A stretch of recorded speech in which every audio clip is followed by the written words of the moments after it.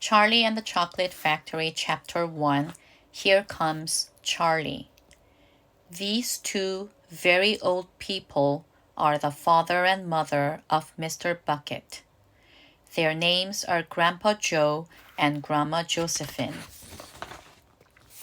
And these two very old people are the father and mother of Mrs. Bucket. Their names are Grandpa George and Grandma Georgina. This is Mr. Bucket. This is Mrs. Bucket. Mr. and Mrs. Bucket have a small boy whose name is Charlie Bucket. This is Charlie. How do you do? And how do you do? And how do you do again? He is pleased to meet you. The whole of this family, the 6 grown-ups, count them, and little Charlie Bucket lived together in a small wooden house on the edge of a great town. The house wasn't nearly large enough for so many people, and life was extremely uncomfortable for them all. There were only 2 rooms in the place altogether, and there was only 1 bed. The bed was given to the 4 old grandparents because they were so old and tired. They were so tired they never got out of it. Grandpa Joe and Grandma Josephine on this side. Grandpa George and Grandma Georgina on this side. Mr. and Mrs. Bucket and little Charlie Bucket slept in the other room upon mattresses on the floor. In the summertime, this wasn't too bad, but in the winter, freezing cold drafts blew across the floor all night long, and it was awful. There wasn't any question of them being able to buy a better house, or even 1 more bed to sleep in. They were far too poor for that. Mr. Bucket was the only person in the family with a job. He worked in a toothpaste factory where he sat all day long at a bench and screwed the little caps onto the tops of the tubes of toothpaste after the tubes had been filled.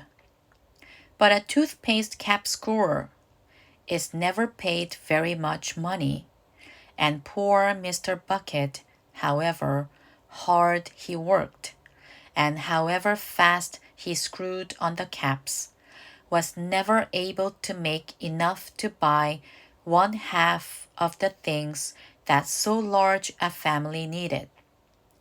There wasn't even enough money to buy proper food for them all. The only meals they could afford were bread and margarine for breakfast, boiled potatoes and cabbage for lunch, and cabbage soup for supper. Sundays were a bit better. They all looked forward to Sundays because then, although they had exactly the same, everyone was allowed a second helping. The Buckets, of course, didn't starve, but every one of them, the 2 old grandfathers, the 2 old grandmothers, Charlie's father, Charlie's mother, and especially little Charlie himself, went about from morning till night with a horrible empty feeling in their tummies. Charlie felt it worst of all, and although his father and mother often went without their own share of lunch or supper so that they could give it to him, it still wasn't nearly enough for a growing boy. He desperately wanted something more filling and satisfying than cabbage and cabbage soup. The one thing he longed for more than anything else was chocolate. Walking to school in the mornings, Charlie could see great slabs of chocolate piled up high in the shop windows, and he would stop and stare and press his nose against the glass, his mouth watering like mad. Many times a day, he would see other children taking bars of creamy chocolate out of their pockets and munching them greedily, and that, of course, was pure torture. Only once a year, on his birthday, did Charlie Bucket ever get to taste a bit of chocolate. The whole family saved up their money for that special occasion, and when the great day arrived, Charlie was always presented with one small chocolate bar to eat all by himself. And each time he received it, on those marvelous birthday mornings, he would place it carefully in a small wooden box that he owned and treasure it as though it were a bar of solid gold. And for the next few days, he would allow himself only to look at it, but never to touch it. Then at last, when he could stand it no longer, he would peel back a tiny bit of the paper wrapping at one corner to expose a tiny bit of chocolate. And then he would take a tiny nibble, just enough to allow the lovely sweet taste to spread out slowly over his tongue. The next day, he would take another tiny nibble, and so on, and so on. And in this way, Charlie would make his sixpenny bar of birthday chocolate last him for more than a month. But I haven't yet told you about the one awful thing that tortured little Charlie, the lover of chocolate, more than anything else. This thing for him was far, far worse than seeing slabs of chocolate in the shop windows or watching other children munching bars of creamy chocolate right in front of him. It was the most terrible, torturing thing you could imagine.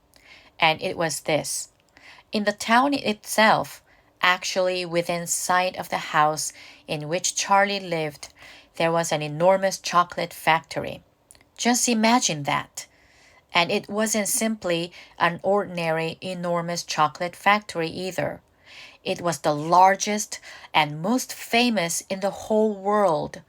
It was Wonka's factory, owned by a man called Mr. Willy Wonka, the greatest inventor and maker of chocolates that there has ever been. And what a tremendous, marvelous place it was. It had huge iron gates leading into it, and a high wall surrounding it, and smoke belching from its chimneys, and strange whizzing sounds coming from deep inside it.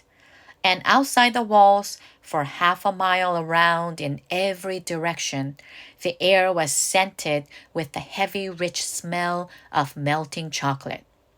Twice a day, on his way to and from school, little Charlie Bucket had to walk right past the gates of the factory. And every time he went by, he would begin to walk very, very slowly. And he would hold his nose high in the air and take long, deep sniffs of the gorgeous, chocolatey smell all around him.